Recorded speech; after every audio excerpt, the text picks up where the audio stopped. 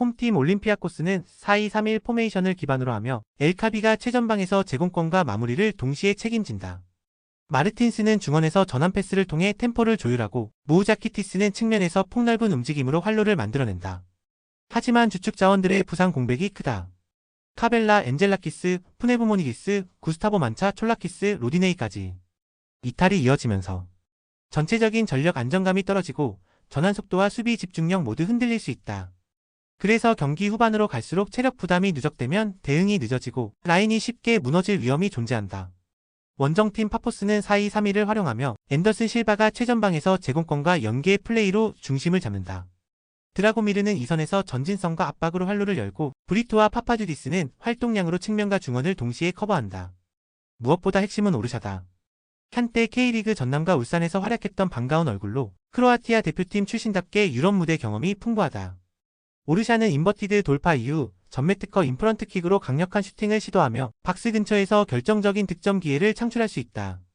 이러한 개인 기량은 상대가 수비에 집중하더라도 쉽게 봉쇄하기 어려운 위협 요소다. 올림피아코스는 핵심 선수들의 이탈로 인해 정상 전력을 유지하기 어려운 상황이다. 반면 파포스는 크로아티아 국가대표 경험을 지닌 오르샤를 중심으로 공격의 날카로움을 극대화할 수 있다.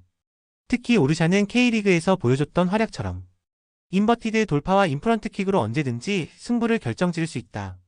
그래서 이 매치는 파포스가 유럽 무대에서 값진 승리를 챙길 가능성이 높다. 홈팀 슬라비아 프라 포메이션은 3-4-1-2이며 프레코프는 전방에서 제공권과 압박으로 버티지만 결정력에서 기복이 나타난다.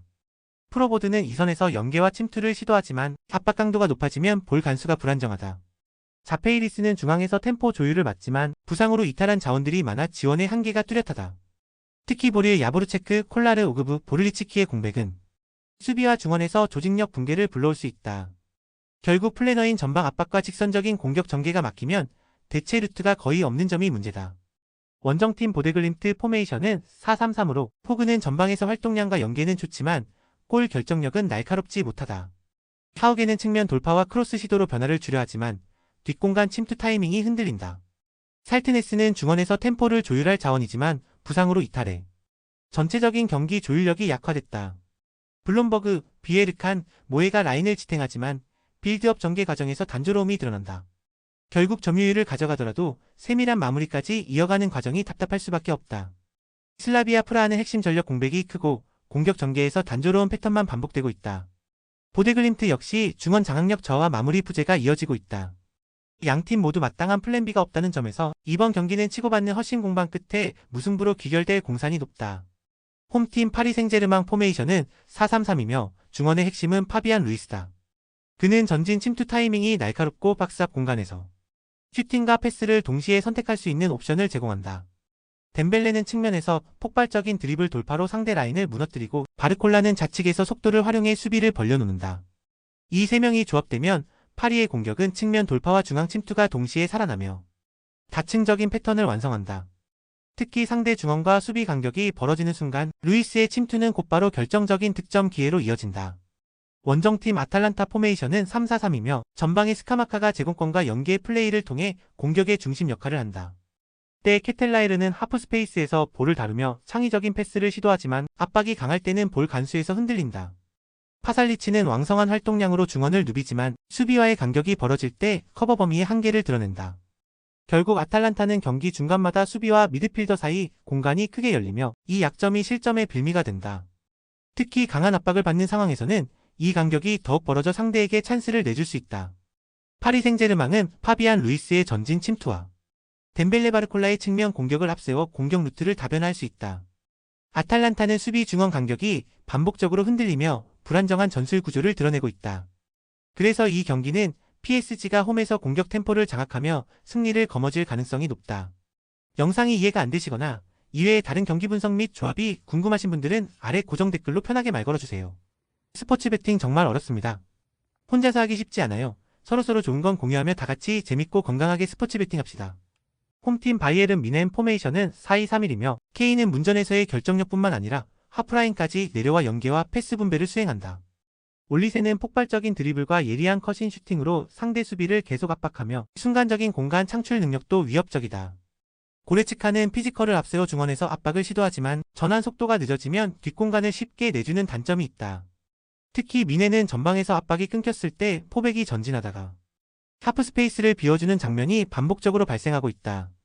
그래서 안정적인 수비 블록을 형성하지 못하면 홈에서도 위험한 순간을 자주 맞을 수 있다. 원정팀 첼시 포메이션은 4-2-3-1이며 리암 델랍은 제공권과 문전 움직임을 바탕으로 상대 수비를 흔드는 전방 타깃 역할을 한다. 페드로 네투는 폭발적인 스피드로 측면 돌파를 시도하며 빠른 전환 상황에서 위협적인 크로스를 공급한다.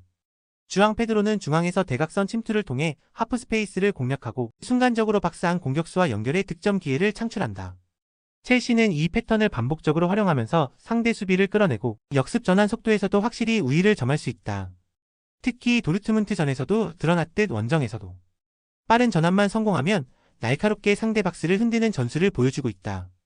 첼시는 주앙 페드로와 네투, 델랍이 전방에서 유기적으로 움직이며 상대 포백의 균형을 무너뜨릴 수 있다. 바이에른 미네는 케인과 올리세가 공격에서 위협을 가하겠지만 하프스페이스 제어 실패가 반복된다면 실점 위험이 크다. 그래서 이번 경기는 원정임에도 첼시가 승리를 챙길 가능성이 높다. 홈팀 리버풀 포메이션은 4-2-3-1이며 에키티케는 빠른 돌파와 문전 움직임으로 전방 압박의 선봉 역할을 한다. 모하메드 살라는 특유의 절묘한 침투 타이밍과 왼발 마무리 능력으로 상대 수비 뒷공간을 치명적으로 파고든다. 비르츠는 이선에서 창의적인 패스와 전진 드리블을 통해 공격 리듬을 만들어내며 순간적인 패스 연결로 수비 라인을 흔든다. 리버풀은 전방 압박과 측면 전환을 빠르게 반복하며 상대 블록을 벌려놓고 침투 패턴으로 득점을 창출한다. 특히 홈에서의 강한 템포는 초반부터 상대를 압박해 경기를 주도할 수 있는 무기가 된다. 원정팀 AT 마드리드 포메이션은 4-4-2이며 쉐를로트는 제공권과 연계 플레이를 통해 전방에서 버티는 힘을 보여준다.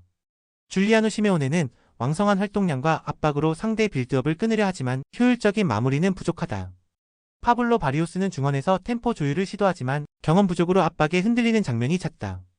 AT 마드리드는 올 시즌 수비와 미드필더 간격이 지나치게 벌어지며 위험 상황을 반복적으로 허용하고 있다.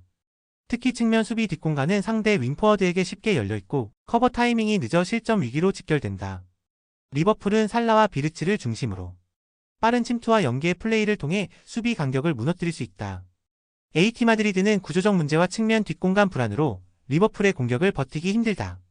홈에서 강한 템포와 압박을 유지하는 리버풀이 결국 승부의 흐름을 지배할 가능성이 크다. 홈팀 아약스는 4-2-3-1 포메이션을 활용하며 베오르스트가 최전방에서 제공권과 마무리를 책임진다. 라울 모르는 측면에서 돌파와 크로스로 변화를 주고 스티브는 이선에서 공격 전환과 패스 연결의 중심축 역할을 맡는다. 하지만 가장 큰 문제는 포백 수비다. 센터백 라인은 순간적인 스피드가 떨어져 발빠른 공격수를 상대할 때 대응이 늦는 장면이 잦다. 그래서 전환 상황에서 수비 뒷공간이 넓게 열리고 빠른 침투형 공격수에게 치명적인 약점으로 작용한다. 또한 빌드업 과정에서 중원 압박에 흔들리면 패스 연결이 불안정해져 공격 전개가 끊기는 경우가 많다. 결국 아약스는 주도권을 잡기보다는 순간 집중력으로 위기를 버텨내야 하는 경기 흐름에 놓일 가능성이 크다. 원정팀 인터밀란은 사무이를 바탕으로 라우타로 마르티네즈와 티랑 투톱을 앞세운다. 라우타로는 순간 스피드와 공간 침투에서 세계적 수준을 보여주며 뒷공간을 파고들 때 결정적인 한방을 만들 수 있다. 티랑은 넓은 활동 반경으로 측면과 중앙을 넘나들며 라우타로와의 호흡으로 빠른 전개를 가능하게 한다. 바렐라는 중원에서 전진성을 살리며 압박과 전환을 동시에 책임져 공격의 템포를 끌어올린다. 특히 인터밀란은 전환 속도가 빠르고 상대 수비가 반박자 늦는 순간 곧바로 찬스를 만들어내는 날카로운 팀이다. 아약스는 포백의 느린 발이 결정적 리스크로 작용하며 뒷공간 침투를 봉쇄하기 어렵다. 반면 인터밀란은 라우타로의 순간 스피드와 티랑의 연계 플레이로 경기 내내 날카로운 공격을 이어갈 수 있다. 특히 바렐라가 중원에서 전환 템포를 높여주면 아약스는 수세에 몰릴 수밖에 없다. 따라서 이 매치는 인터밀란이 전술적 상성과 개별 기량을 바탕으로 승리를 가져갈 가능성이 높다.